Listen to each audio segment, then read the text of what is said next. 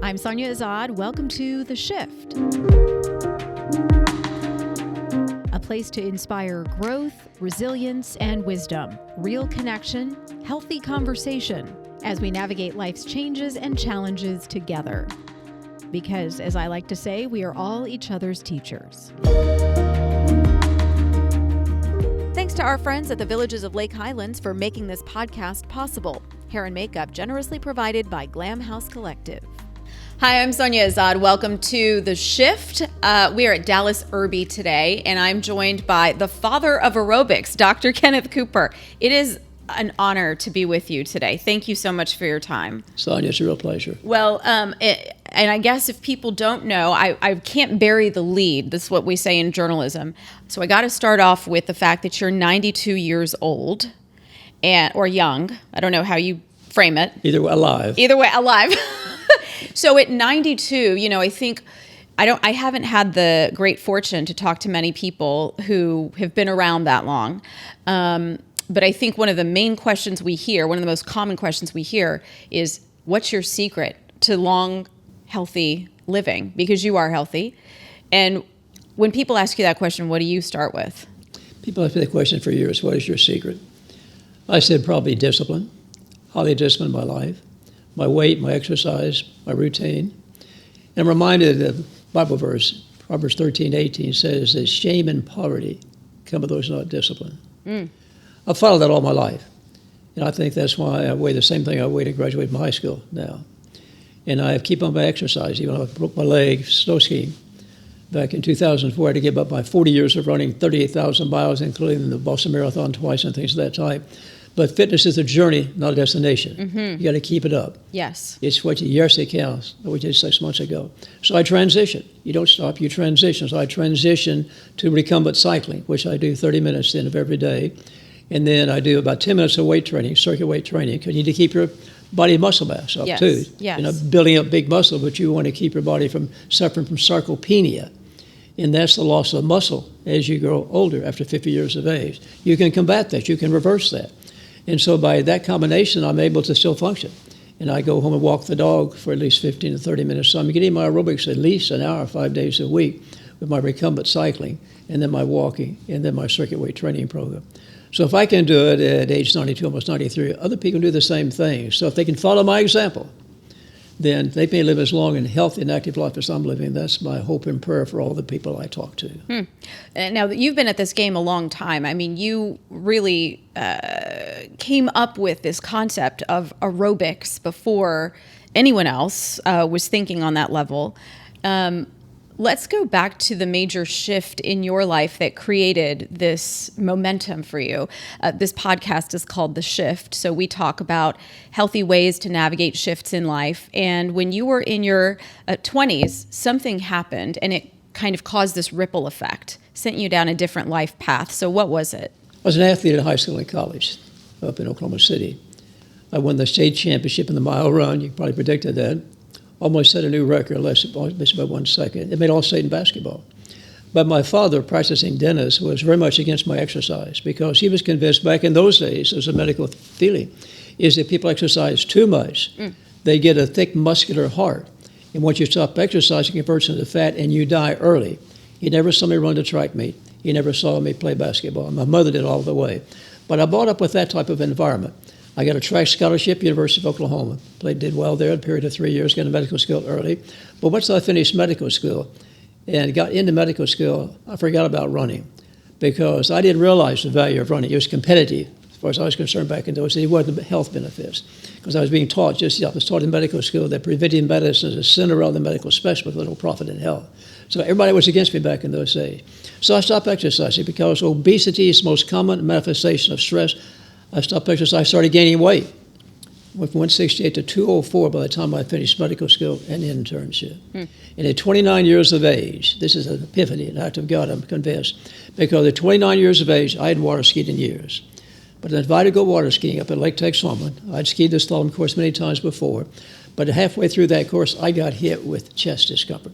My heart was beating out of my chest. I was chest discomfort. I thought I was having a heart attack. Give me this oar. So they got me onto the shore there. My high heart rate came back to normal. The pain disappeared. And I said, I guess it wasn't a heart attack. But the next day I was back in San Antonio. I was still in the Air Force. They did a very comprehensive examination on me and said, Doc, you're just out of shape. Nothing wrong with your heart. You're just out of shape. 29 years of age. I had planned on leaving my internship and getting my Tiers military out of the way and becoming an ophthalmologist up in Portland, Oregon. But because of that epiphany, I was hypertense before I had gained all the weight. I was pre-diabetic. But I changed, lost that weight within 6 months. Remember, my first marathon a year later, all that disappeared. I thought this is a field of medicine sadly ignored. I was taught to the contrary. So I'm going to make this my dedication of my life to start practicing and teaching and preaching preventive medicine, because a whole lot cheaper to prevent disease than to find a cure, as I've been able to document over the years. So that was one of many epiphanies that changed my life. If it hadn't changed my life, I wouldn't be here today, because only 22 medical graduating class in 1956 are still alive. I'm the only one still working 5 days a week. So again, that epiphany, I give God the credit for that. The reason I'm here today. So you mentioned losing weight and kind of turning physically your life around. How did you do that? Just by discipline. I didn't take any diet pills or anything else. I just started exercising. When I went to Harvard there for 2 years, getting a master's in public health and working on a degree in exercise physiology.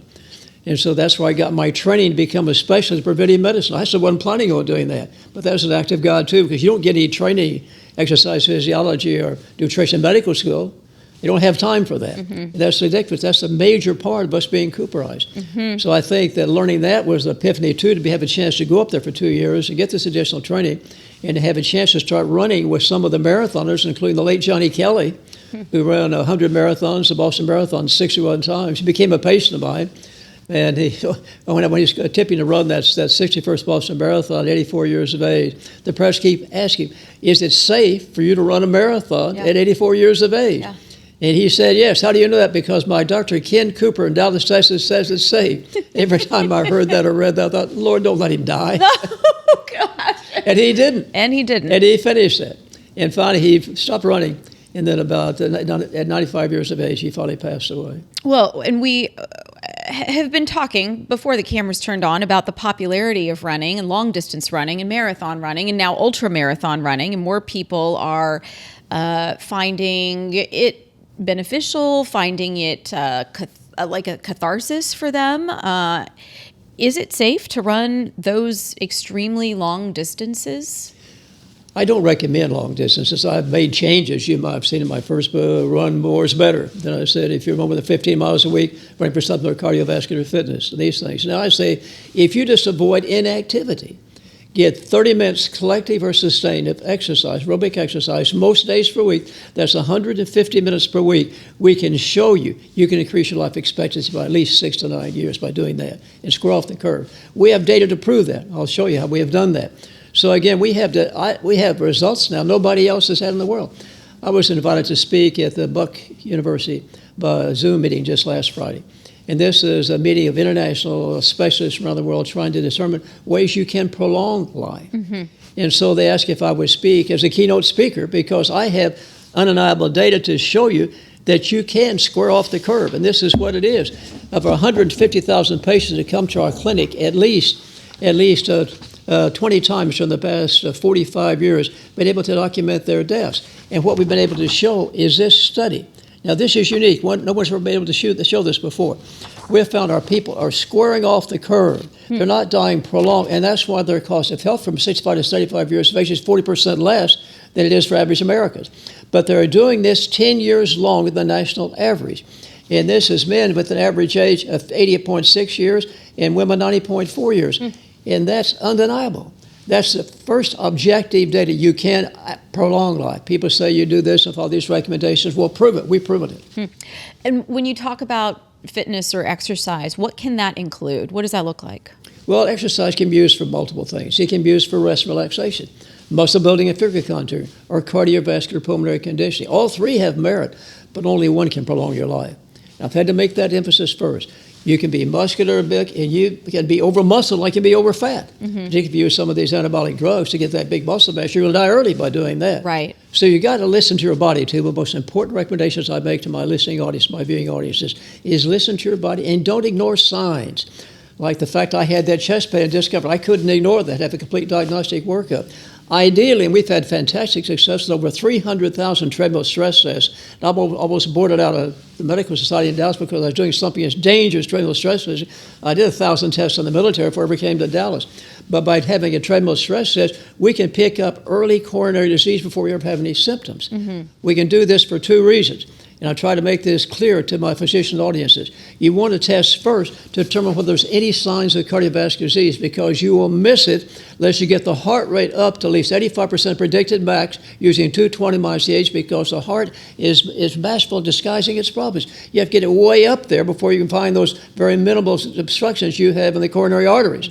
And by doing that, see these changes in the treadmill stress test, you don't want those people out jogging and running. You want to put them in a rehabilitation program. So ideally, a person, if they need to have an examination of this type, that's not practical, I know. But I've told the program, and the first book came out in 1968, and I told the people to take the 12-minute test. But then people start having problems with the 12-minute test. We didn't have any deaths per se, but it has problems. And so what I did in the second book, the Aerobics, I said, go through a 6-week progressive training program before you take the 12-minute test. If you're totally sedentary, don't take the 12-minute test. You go through this 6 weeks, goes from walking to faster walking to jogging. Keep in mind, too, an article was published in October 2022 by the WHO. There are 500 million people globally that are totally sedentary. Keep that in mind. At a cost of $29 billion a year, that'd be $300 billion over a decade. And all those disease-related inactivity could be reversed. We could cut the cost of healthcare immensely if the 500 million people globally could just start exercising, avoid inactivity. That's the first step in getting fitness. I feel like these screens, and it's in my work too, I feel incredibly sedentary. I go work out every day, but I don't feel like it's enough movement, right? Like 10 or 20 years ago, I feel like I was just naturally moving around more. And today, because so many people are sitting and working on a laptop or at a computer or on a phone even, I don't know that 1 hour of exercise is enough movement in the day, is it? It is. It is. It is. I can show you this article, the most famous article ever published, November the 3rd, 1989, in the Journal of the American Medical Association. Physical fitness and all-cause mortality. It's been referenced over 5,000 times in the medical literature. It showed, in a study of which we had 1,300 men and women, about 300 women, we had followed for 8.6 years. And we looked at their level of fitness. Could they change it? Very poor, fair, good, superior, measured by treadmill time. We found an amazing thing. They could move up one block from very poor to poor. They could increase their life expectancy by 6 years to recast small causes by 58%. Went all the way out to the end. The top category of fitness, only 9-year increase and 65%. So the best return on your investment is avoiding inactivity, because 90% of the people that become Cooperized, as we describe in the books, can get from category to category 1. That's all you have to do. Don't worry about having an examination. Just realize the fact you're in poor shape. Yeah. And just if you can just avoid inactivity. I mean, collective or sustained. Doesn't have to be sustained, running, whatever it may be. Okay. Just get out there, walk the dog, just cycle, swim, cycle. There are 41 exercises listed in the book Aerobics. And we found the top one is cross-country skiing. Can't do much of that in Dallas. But number 2 is swimming. Once you involve multiple joints, once you involve both extremities, you get more benefit. And number 3 is jogging and running. Number 4 is cycling. Number 5 is walking. All 5 of those. Is it ever too late to start any of those in order to prolong your life or reverse illness or disease? It is fascinating to know that you can grow healthier as you grow older, not necessarily the reverse. I'm able to prove that year after year. I see people coming in, and they're growing up, they're getting in better shape. Famous study published at Tufts Medical School years ago. They took a group of men to see if they could build up their quadricep muscle. That's the muscle from the knee up to the joint. Because that's the muscle you lose, you get older and you fall. And so over a period of 6 weeks, they did leg lifts during that time. Yes. And they found they could increase the strength by 130%. They can rise the muscle mass by 9%, increase the walking speed by at least 10% by doing leg lifts, even though the average age, 90.4 years. Wow. They built that up after 90 years of age. In one of my books, we had talked about the myths of aging. There's 12 of those. And we talk about things that happen when you get older. But that's not because you're getting older. It's because you're doing less as you get older. You're rushing out, not wearing out. So you don't stop exercising because you grow old. You grow old because you stop exercising. Now, I know that one of your passions has been implementing fitness and healthy habits in young people as early as possible. So I'm wondering what you are noticing in the childhood population. I mean, childhood obesity rates, as you know, are incredibly high in this country in particular. What is it going to take to create a shift there? We've had obesity epidemic because of inactivity in schools for many years, because we limit APE. It replaces math and science reading in an effort to try to improve the grades. And then the kids didn't walk or ride their bicycles because they're starting by carpools or by buses to school. And they're spending 4, 5, 6 hours a day watching television, video games, whatever it may be. And they're eating at a fast food restaurant. Yes. That's the reason our kids are fatter and less fit now. But that's changed that in Texas, because we established the fitness grant as a statewide test back in 2007. I had to get that through the legislature, get a mandate without funding to be able to get this in Texas, equip 9,000 schools with the equipment to do the fitness gram testing. We originally developed that in 1982 at the Cooper Institute, and then trained 25,000 teachers to do the test. But what happened? It was on front page of the Dallas Morning News. We found those people that had the healthy zone versus those that need improvement. And the healthy zone versus improvement, they had a dramatic increase in the grades they made in school, decrease in absenteeism to disease, and a reduction in game and adolescent problems during that period of time. And that shook up the state to the extent we've been able to duplicate every 2 years. We've been funding that since 2007. And now it's mandatory in many states, not just the state of Texas. We've also been working with an NFL with their Play 60 program. Yes. And Charlotte Jones has been very helpful with that, and she's been a real person to work with. And we've shown the same thing, worked with tens of millions of kids in the United States who are doing Play 60. And we've been able to stabilize the obesity in these kids and improve their aerobic capacity. By doing something is they do a 20-minute shuttle run, or it's a 20-meter shuttle run. It's what they do as a part of their fitness test, aerobic capacity. And that correlates very well with their performance on the treadmill. So that they had a 20-meter shuttle run back and forth for a period of time, and kids getting faster. That's a part of the fitness gram test. It's compared to the half marathon or a 12-minute test or whatever it may be. So we're doing that in schools, and I've been delighted to see the improvement.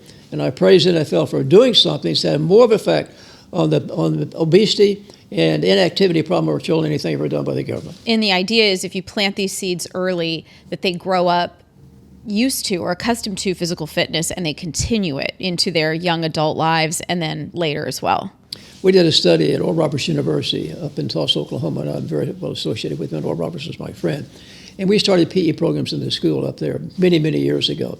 But then we monitored the student. We compared them with another university that didn't have any PE programs. They had mandatory PE programs, mandatory 30 points a week. They still have at Oral Roberts University for all the students going through that 4-year program there. And so we looked at the students at ORU and looked at them 10 years later versus students that graduated from the University of Tulsa 10 years later. And the students from ORU were dramatically increased the number who were still exercising. So you ingrain that starting in high school, starting that in grade school, starting in middle school, whatever it may be, and continue that through college. You're much more likely to continue, because you don't want to go through all that trial and tribulation trying to get it back in shape again. You probably know that if you get out of shape, of course you have to go through all of it, getting into condition, your legs hurt and all the problems of that, and you don't want to go through that again. So you can cut back some, but don't give up. Don't give up. Because I keep saying fitness is a journey, not a destination. You got to keep it the rest of your life. Yes. I want to talk about the documentary because I'm curious to know, first of all, what people can expect. Obviously, we want to talk about that, but also, why did you want to do this? Well, it's kind of a strange thing, because I was invited back in 2019, the first annual meeting of the Coalition for Better Health at Lower Cost, supporting UN Sustainable Goal number 3 in New York City. And it's ensuring healthy lives for well-being for all ages. That was what I was supporting. That's their goal number 3. And I gave a presentation entitled "Achieve More Effectively Prevent Diseases and Find a Cure," and we've proven that now, particularly from Alzheimer's. And that's so fantastic. Dr. Cooper, you can make a documentary of that so that we can send this under UNESCO around the world. And they will fund it. This is back in 2019. Then COVID hit, so they couldn't fund it. I've taken over myself. I've established my own production company, Key Cooper Productions, LLC, and I'm funding this myself, and I've got 4 documentaries finished. It's taken me 4 years to get these finished.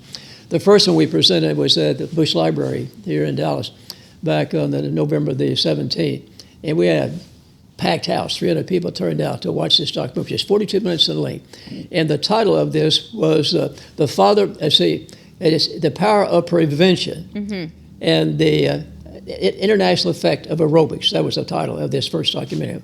We have a 20-minute one, already you saw on the internet now.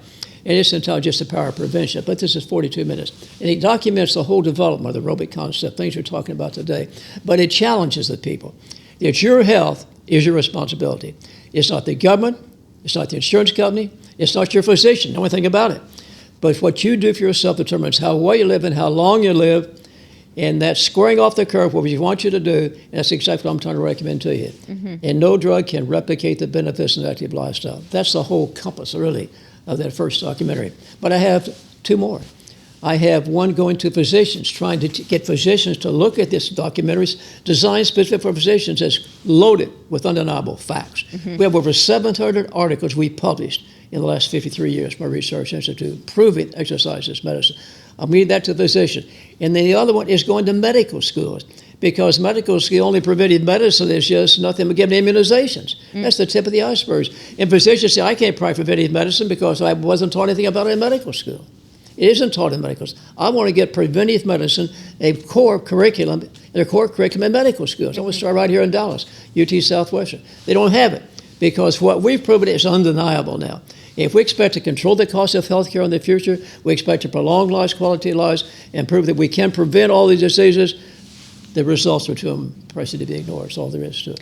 When you look back to the 50s or 60s and think about how far we've come in terms of research and science around fitness, has it moved fast enough? Have we come far enough? How much more is there to do? How much more work is there to do? I think we scratched the surface, really, as far as results. But I was pleased the article just published this in November in the New York Times, as you know. It shows there's a resurgence of interest now. The New York Marathon had the greatest participation they've had in years. So people are beginning to realize, I think a lot of this in publications coming from us and a few other people in this field, that there is something here. I better take care of that myself. I can't rely upon anybody else for doing that. And once they get hooked, and the feeling of well-being, people are less depressed, they're less hypochondriac, improved self-image, much more positive attitude towards life. I've had some people tell me, I wish I'd have known 15 years ago how much better I could feel. In my many presentations I've given over the years, I like to ask the question, how many people exercising? I've been exercising for 5 years or longer. Raise up your hand. Now, what motivates you to keep exercising? What's because it makes you do? Does it make you what? The answer is feel better. They all say the same thing. Mm-hmm. I wish I'd known that. I thought I felt good then. Yeah. I feel good now at my advanced stage. Yeah. And I enjoy coming to work. I'm looking for my work. Working is a burden for me. I come to work every day. I've dropped my hours down from 60 hours a week down to 40 hours a week, though. I'll admit that. Only 40 hours a week these days. You're slacking, I've Dr. slowed Cooper. it down, but I'm working on the book. I'm working on these documentaries. It really has been answered prayer getting all these things out. What keeps you going? I think the responses from the people I get, from the letters I get, from the telephone calls, from responses to the documentary, for example, and articles coming out, and seeing people just say, Dr. Cooper, if I'd gone to the clinic, I wouldn't be here today. You saved my life. I can tell you, I won't mention, but I can tell you some very prominent people have made that statement. Going to the Cooper Clinic saved my life. That just feels me, Lord, you wanted me to do something other than being an ophthalmologist. I can see that now. And I asked my wife, I said, I wonder why at my advanced age I'm still alive. And she says, because the Lord's not through with you yet. That's what motivates me. I love it. And I can sit at the desk there and I'm working now. I don't see patients like I used to. I used to do the complete examination and the history and physical of the patients. But I have my patients come and see one or the other. We have 27 physicians, our staff of 500 here now. Yes. They tell me I couldn't make ends. We got a 6-month waiting list, people trying to come to the clinic. Wow. It's all over the world they come into our clinic now. But again, by doing that, though, it gives me a satisfaction. I think I'm not wasting my time. And I want to finish strong. That's the title of my last book. This is my 19. It's finishing strong. I want to square off the curve, live a long, healthy life to the fullest, and die steadily. I don't worry about death. I know where I'm going. So again, that's a comforting feeling I have. And so the last few weeks, we just had a number of close friends who passed away. Yeah. Our next door neighbor's on hospice. And so it's difficult. My wife of 64 years, been married, to accept some of these things. She's 88 of 92. But Millie, we've lived a long, wonderful life. Let's praise the Lord. Every day we get up, we see the sun coming up. And does she exercise alongside? Yes. Yeah. She went this morning to the aerobics center, exercise indoors with her friend, Sonia Saunders. And she gets up at 6 o'clock in the morning, And she used to, in the early days when the kids were young, I would take care of the kids in the morning, and she'd join some of the neighbors, walk around the school. They'd jog around the school park there about 5 o'clock in the morning, 5 or 6 o'clock in the morning. Well, father stayed at home and took care of the kids. But now she gets up at 6 o'clock, as she did this morning, goes over, and she's on a recumbent bicycle now because she's been having some problem with her feet. Yeah. But she jogged for years. She didn't run marathons like you've run. But we participated in a 40-mile event once together. It was a walking event. Amazing. I ran it, but she walked at a 40-mile event. I guess walking is okay too. Walking is okay too, right? Walking is an excellent exercise. Okay. It's an exercise, and remember what I told you. Just by getting 30 minutes of walking, most days a week, collectively are saying you can increase your life expectancy by 6 years. Use that small causes by some 58%. Now, what do you think of yoga? It can be good, but that's stressful relaxation. Yes. It's not in really one category. It's not giving you, even hot yoga and things of that type. You get the heart rate up, but if you get it up because of some stress like heat, that's not the same thing because you get a tachycardia, but it's a low output tachycardia. Yes. That means the heart beats fast, but it's not pumping out much blood. That dilated heart that we have as endurance athletes means every time the heart beats, it pumps out more blood with each stroke. Why do you think the resting heart rate drops from 72 down to 55 in a conditioned endurance athlete? Because you're doing more work with less effort. That what my father thought was a big muscular heart is a dilated heart. There's very little muscular increase or some. We didn't know it back in those days. We didn't have echocardiographs back in those days. Everybody was saying that's a big dilated muscular heart. Not dilated, but a muscular heart. But then, so that's what happens when you stop exercise, that starts regressing back too, though. Like you keep saying, you just can't store it. So high intensity interval exercise, what do you think of that? I don't recommend it, particularly for older people.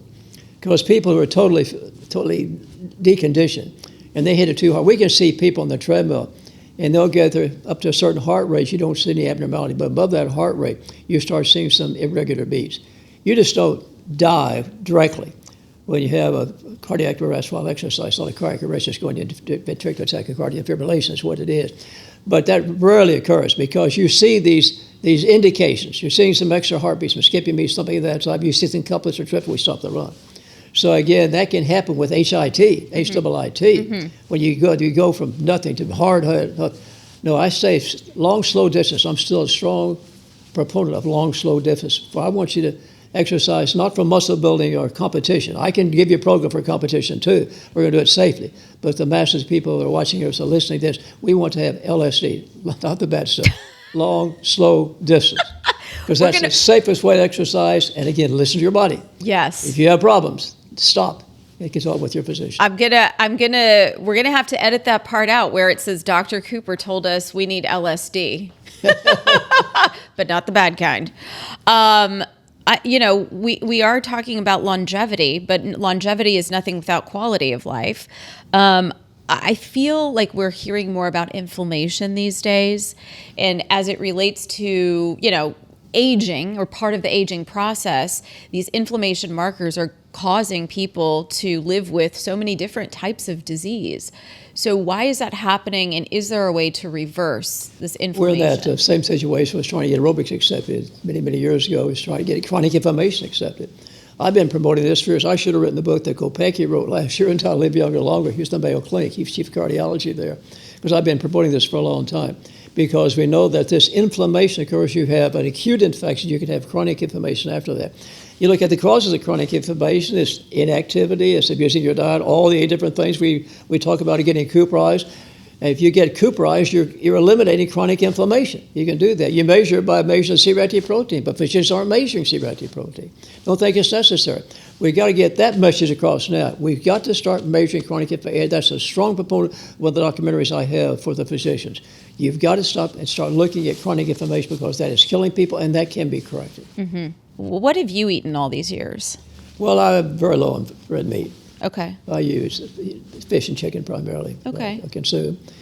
And I try to have a good breakfast. And that's one thing that people are ignoring. They're trying to get it, don't have time to eat breakfast in the morning. But I suggest your calories should be roughly 25% for breakfast, 50% for lunch, and 24% of the eating meal if you want to lose weight, 1,200 calories total per day. Now, if you don't want to lose weight, just keep the eating meal lighter. A little bit more at lunch, a little bit lighter, because American people eat 6% of their calories after 6 p.m. And 6 hours later, that converts into fat. Yeah. And that's going to make your And you can't burn up the calories when you're asleep. That's all there is to it. Right. Dr. Cooper, I could talk to you really endlessly. I mean, it's such an honor to have the opportunity to hear from you and to thank you, by the way, for the book, to see my name in your handwriting in this book. It means a lot to me. I'm going to try to live as long as I can, and I'm going to give you the credit. My hope and prayer is you'll live as long and active as I'm living. And where you're going now, you will. Thank you. I appreciate that. Really, thank you so much for your time. And thank you all for watching and listening to The Shift. I'm Sonia Azad. Remember to like, share, subscribe. We'll see you next time. Today's podcast is sponsored by my good friends over at the Villages of Lake Highlands, one of the premier senior healthcare facilities in town. It's part of a campus offering a full array of senior services, including independent living, short-term rehab, skilled nursing, memory care, and outpatient therapy. Kelly Wolf and his wonderful team of physicians, nurses, and therapists provide outstanding, compassionate care. The Villages carries Medicare and Medicaid's highest rating, and they're consistently identified by U.S. News & World Report as a best nursing home. That's an honor given to less than 5% of all nursing homes across the country. The facility is beautiful with a warm and inviting decor and lushly landscaped courtyards. They provide tons of wonderful services, and the care is absolutely top-notch. Whether you're looking for yourself, a spouse, or a loved one, please consider Villages of Lake Highlands. You can check them out at volh.com or call 469-983-2330 to schedule a tour. And don't forget about our friends at Glam House Collective. Let's get glam.